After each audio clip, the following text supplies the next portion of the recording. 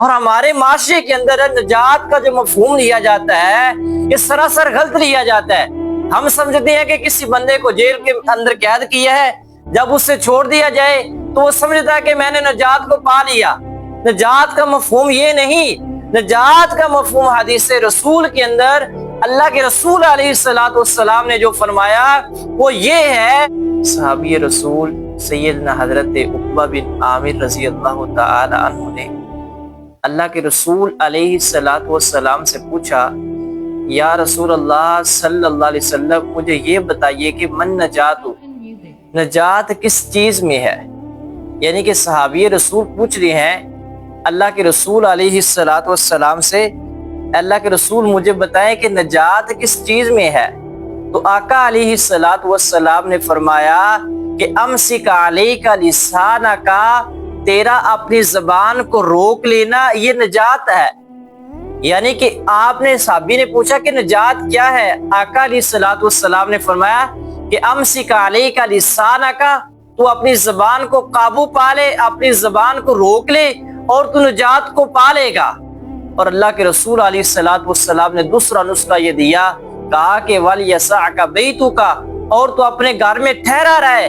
یعنی کہ جس وقت فتنے ہوں تو انسان اپنے گھر میں ٹھہرا رہے تو اس وقت بھی انسان نجات پا جاتا ہے۔ تو اللہ کے رسول علیہ السلام نے فرمایا کہ وَبْكِ عَلَىٰ خَطِيئَتِكَ۔ اور تیسرا نسخہ حدیث کے اندر کہ نجات پانے کا طریقہ کیا ہے، آقا علیہ السلام نے فرمایا کہ وَبْكِ عَلَىٰ خَطِيئَتِكَ، کہ جب تجھ سے غلطی ہو جائے تو اپنی غلطی پہ رو لیا کر، تو نجات کو پا لے گا۔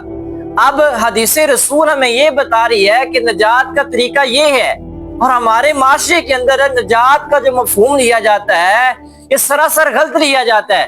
ہم سمجھتے ہیں کہ کسی بندے کو جیل کے اندر قید کیا ہے، جب اسے چھوڑ دیا جائے تو وہ سمجھتا ہے کہ میں نے نجات کو پا لیا۔